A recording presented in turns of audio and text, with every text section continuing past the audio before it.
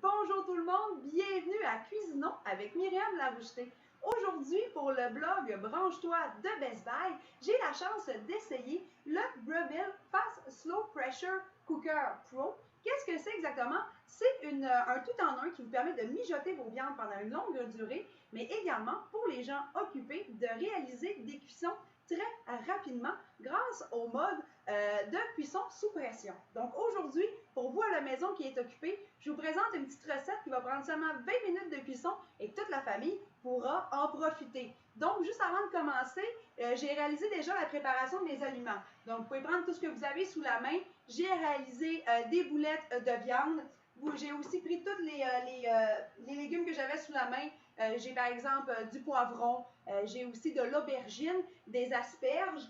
Donc, c'est très facile à utiliser. Je vais commencer avec mon riz. Je vais prendre une tasse de riz environ que je vais mettre immédiatement dans le fond de mon Breville, aussi simple que ça. Compte tenu que j'aurai une sauce dans ma recette, au lieu de mettre une tasse d'eau, je vais mettre environ 3/4 de tasse d'eau par-dessus mon riz dans le pressure cooker comme ça. Par la suite, je vais prendre tous les légumes que j'avais sous la main. Donc ici, j'avais des asperges, donc je vais mettre mes asperges par-dessus mon riz. Par la suite, je vais également mettre tout ce que j'avais au niveau des poivrons. Je mets tout ça à l'intérieur de mon pressure cooker. Je finis en mettant mes aubergines.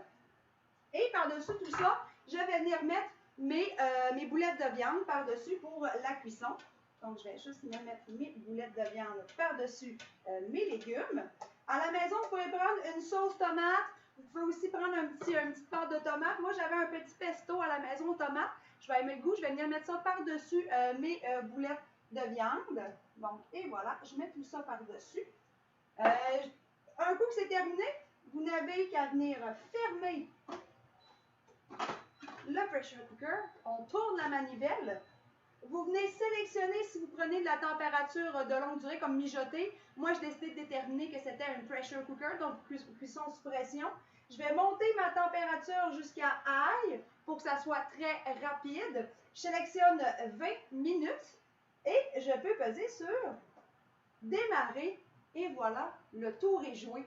Donc, dans environ 20 minutes, on se retrouve pour avoir la recette complète. 20 minutes se sont maintenant écoulées. Allons vite voir qu'est-ce qu'on va manger pour souper ce soir. Donc, je vais ouvrir le pressure cooker. Il est super important de toujours attendre que toute la pression soit enlevée, bien sûr, du Breville avant de pouvoir l'ouvrir.